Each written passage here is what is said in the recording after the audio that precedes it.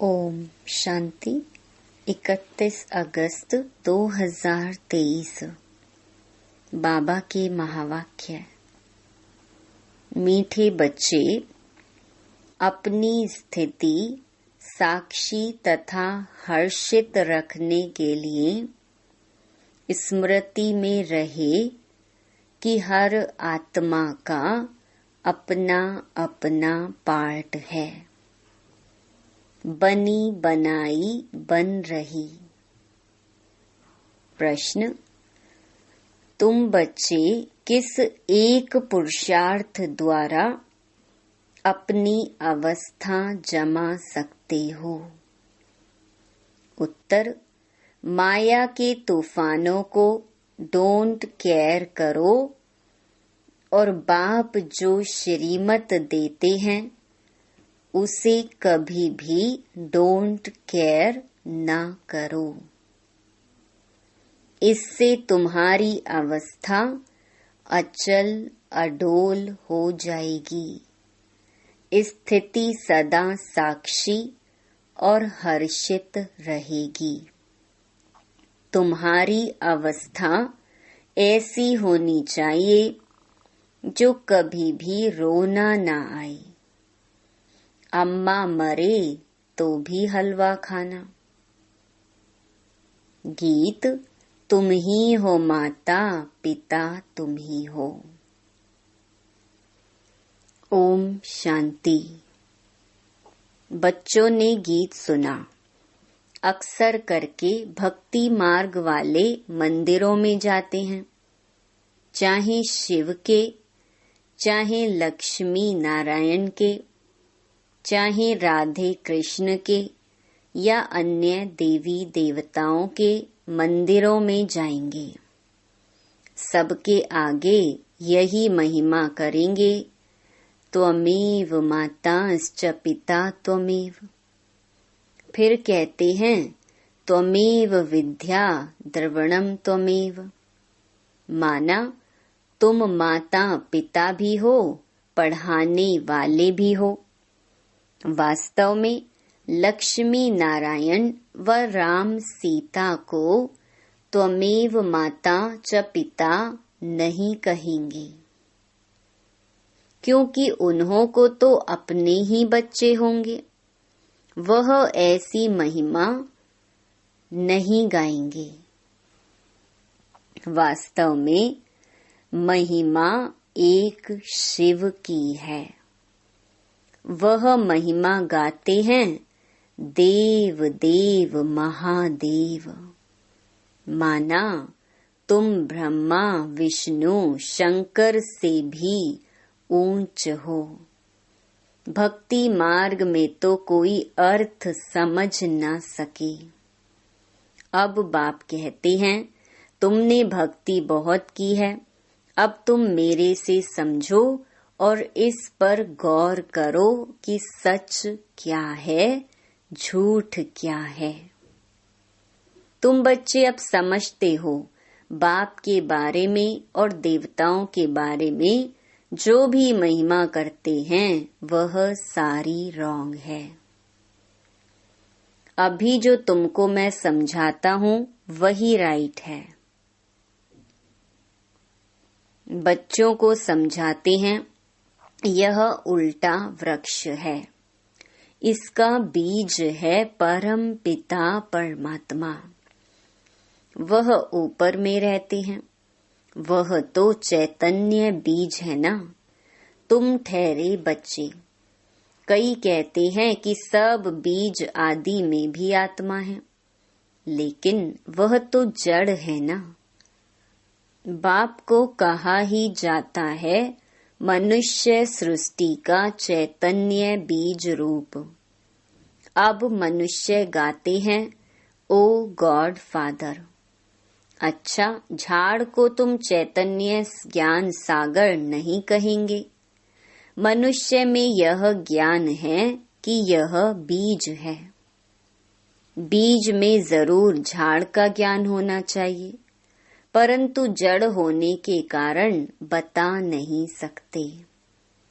मनुष्य तो समझ जाते हैं कि बीज नीचे है, उनसे झाड़ निकला हुआ है। कल्प वृक्ष और बैनियन ट्री की भेंट करते हैं। वह जड़ है, यह चैतन्य है। कलकत्ते में बड़का बहुत बड़ा झाड़ है, उनका थुर सारा निकल गया है, सिर्फ झाड़ खड़ा है। फाउंडेशन है नहीं, वंडर है ना। बाप समझाते हैं इस झाड़ का भी फाउंडेशन है नहीं। देवी देवता धर्म प्राय लोप हो गया है, बाकी सारा झाड़ खड़ा है। कितने मठ पंथ हैं, यह है बेहद का झाड़। बेहद का बाप बैठ समझाते हैं, बाबा लिखते भी हैं। शिव बाबा का बर्थडे हीरे जैसा है, क्योंकि शिव बाबा ही कौड़ी से हीरे जैसा बनाते हैं, स्वर्ग बनाते हैं। अभी तो भारत कितना कंगाल बन गया है। मनुष्य हम सो हम कहते हैं, परंतु समझते तो कुछ नहीं। हम आत्मा सो परमात्मा, परमात्मा सो आत्मा, यह ढिंडोरा सन्यासियों ने पिटवाया है। तुम अर्थ सहित जानते हो, हम सो ब्राह्मण बने हैं, फिर हम सो देवता बनेंगे, फिर हम सो क्षत्रिय वर्ण में आएंगे। आत्मा कहती है हम इन वर्णों में जाएंगे। हम शूद्र थे, अभी हम ब्राह्मण कुल में आए हैं। परम पिता परमात्मा ही सबको रचने वाला है। ब्रह्मा विष्णु शंकर देवताओं को भी रचने वाला वह है। अभी बाप बैठ बच्चों को समझाते हैं, तुम कहते हो त्वमेव माता च पिता त्वमेव, तो माता भी यह बरोबर है। बाप बैठ बच्चों को बहलाते हैं। भक्ति मार्ग में मीरा भक्तिन थी, वह है भक्त माला, ज्ञान माला भी है।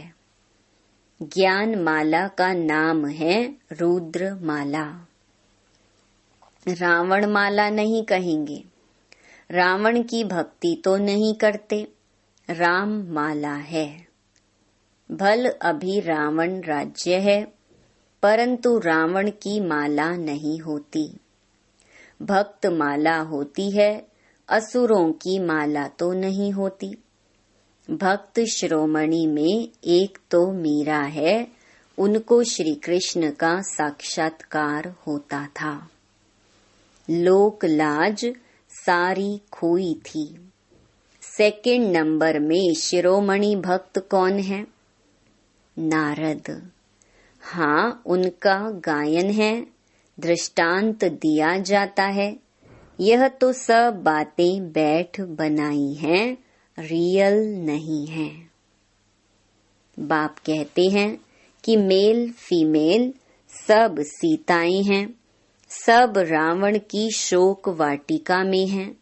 लंका की बात नहीं, भारत की ही बात है।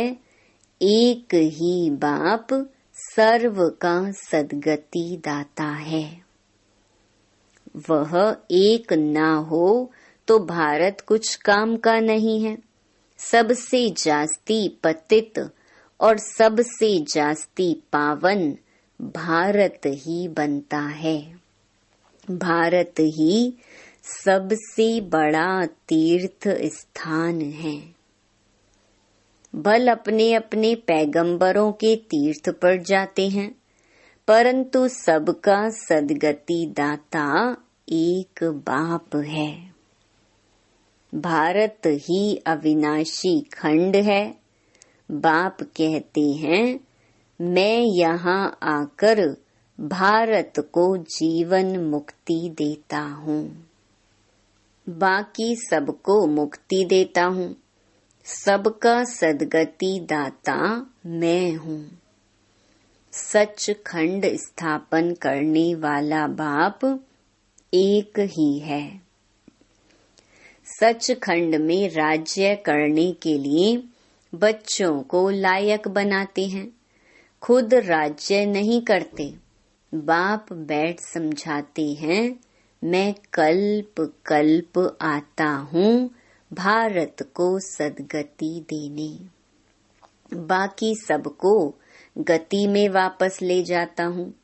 हर एक मनुष्य मात्र की जो आत्मा है, हर एक में अविनाशी पार्ट भरा हुआ है। इसको कहा जाता है बनी बनाई बन रही। समझो किसका बाप मर गया, उसने जाकर दूसरा जन्म लिया। अब रोने से क्या होगा? साक्षी होकर देखना है, यह ड्रामा है, इसमें रोने की दरकार नहीं है। गृहस्थ व्यवहार में तो रहना है। अम्मा मरे तो भी हलवा खाओ, बीबी मरे तो भी हलवा खाओ। यह उन्हों के लिए है जो गृहस्थ व्यवहार में रहते हैं। तुम्हारी अवस्था ऐसी होनी चाहिए जो कुछ भी दुख ना हो। बेहद के बाप को याद करते रहना है। इतनी अडोल अवस्था होनी चाहिए जैसे अंगद को रावण हिला नहीं सका। माया है बड़ी जबरदस्त। तुम स्थैर्यम रहते हो, माया के कितने भी तूफान लगे, डोंट केयर, घबराना नहीं है। फंक नहीं होना है। पुरुषार्थ करके अवस्था को जमाना है। बातें तो बहुत अच्छी समझाते हैं। तुम समझते हो हम पार्वतियां हैं। शिव बाबा अमर कथा सुनाते हैं। अमर लोक में है आदि मध्य अंत सुख। इस मृत्यु लोक में तो आदि मध्य अंत दुख ही दुख है। त्योहार आदि सब इस समय के हैं। लक्ष्मी नारायण आदि का कोई त्योहार नहीं। वह क्या सर्विस करते हैं? तुम ब्राह्मण बहुत सर्विस करते हो। देवताओं की आत्मा को सोशल वर्कर नहीं कहेंगे, ना जिस्मानी ना रूहानी। तुम हो रूहानी जिस्मानी डबल सोशल वर्कर। अच्छा, मनुष्यों को नष्टो मोहा बनने में मेहनत लगती है क्योंकि उनके पास कोई एम ऑब्जेक्ट नहीं है। यहाँ तो तुमको प्राप्ति बहुत है, तो बहुत नष्टो मोहा होना चाहिए ना। एक बाबा के साथ योग लगाना है। बाबा, ओ मीठे मीठे बाबा, आपको हमने पूरा जान लिया है। आगे तो सिर्फ कहने मात्र गॉड फादर कहते थे, अभी तो आप आए हो फिर से स्वर्ग की राजाई देने। यह कलयुग तो कब्रिस्तान होने वाला है। इसीलिए हम इसको क्यों याद करें? बाप कहते हैं, इस कब्रिस्तान में गृहस्थ व्यवहार में रहते मुझे याद करो। यह तो बहुत सहज है। जैसे भक्ति मार्ग में मनुष्य श्री कृष्ण की पूजा करते रहते हैं, बुद्धि धंधे धोरी में भागती रहती है। मन का घोड़ा कहाँ न कहाँ भागता रहेगा, तवाई के मुहाफिक। बाप कहते हैं कि शरीर निर्वाह करते बुद्धि का योग मेरे साथ लगाओ। मेरी याद से तुम्हें बहुत प्राप्ति होगी और सबसे तो अल्पकाल की प्राप्ति होती है। कितनी नौधा भक्ति की, अच्छा फिर क्या हुआ, साक्षात्कार किया बस न। मुक्ति जीवन मुक्ति तो नहीं मिली। अब बाप कहते हैं कि तुम 21 जन्मों के लिए विश्व के मालिक बनते हो। स्वर्ग में गर्भ भी महल होता है, यहाँ तो गर्भ जेल है।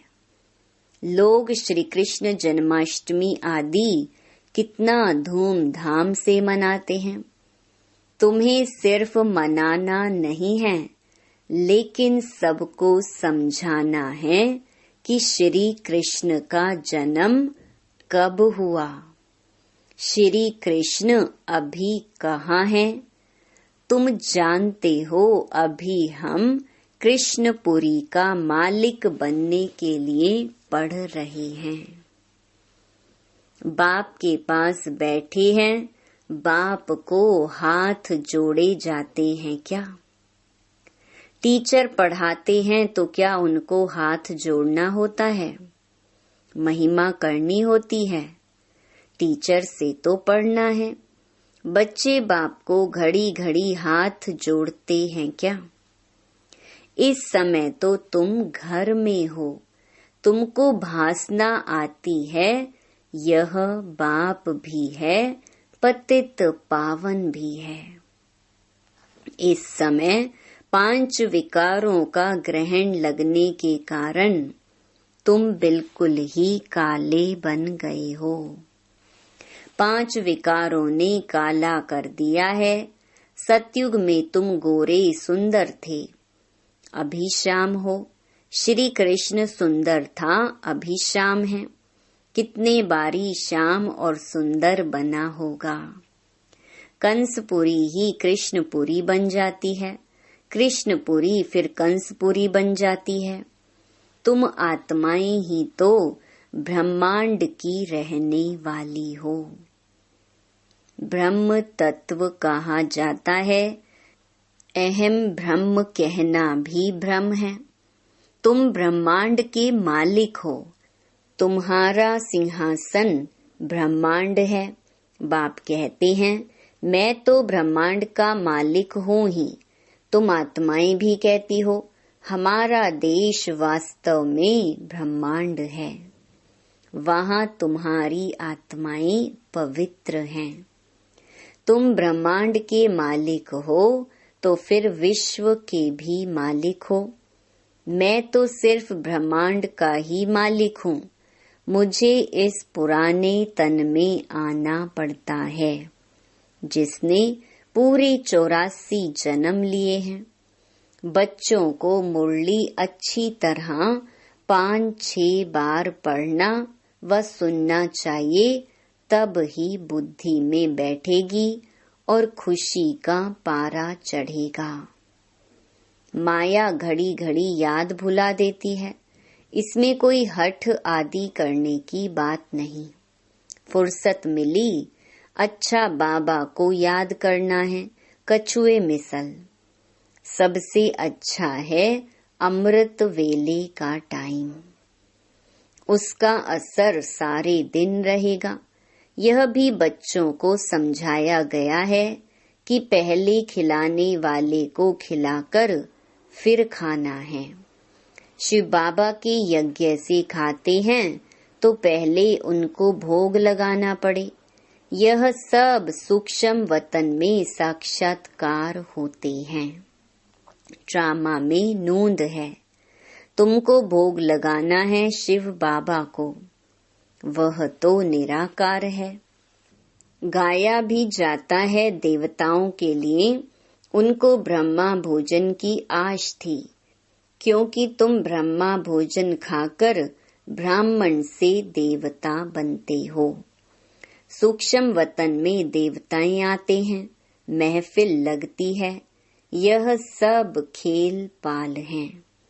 अच्छा, मीठे मीठे सिकी लधे बच्चों प्रति मात पिता बाप दादा का याद प्यार और गुड मॉर्निंग। रूहानी बाप की रूहानी बच्चों को नमस्ते।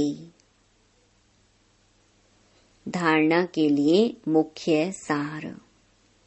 पहला, बुद्धि में पूरी एम ऑब्जेक्ट रख नष्टो मोहा बनना है। इस कब्रिस्तान को भूल बाप को याद करना है। रूहानी जिस्मानी सेवा करनी है।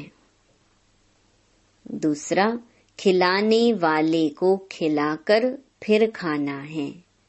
अमृत वेले का समय अच्छा है, इसलिए उस समय उठकर बाप को याद करना है। मुरली 5-6 बार सुननी व पढ़नी जरूर है। वरदान, अलौकिक स्वरूप की स्मृति द्वारा अलौकिक कर्म करने वाले सदा समर्थ आत्मा भव। ब्राह्मण जीवन अर्थात अलौकिक हीरे तुल्य अमूल्य जीवन। इस अलौकिक जीवन की स्मृति से व अलौकिक स्वरूप में स्थित रहने से साधारण चलन साधारण कर्म नहीं हो सकता। जो भी कर्म करेंगे वह अलौकिक ही होगा, क्योंकि जैसी स्मृति होती है वैसी स्थिति होती है। स्मृति में रहे एक बाप दूसरा न कोई, तो बाप की स्मृति सदा समर्थ बना देगी। इसलिए हर कर्म भी श्रेष्ठ अलौकिक होगा।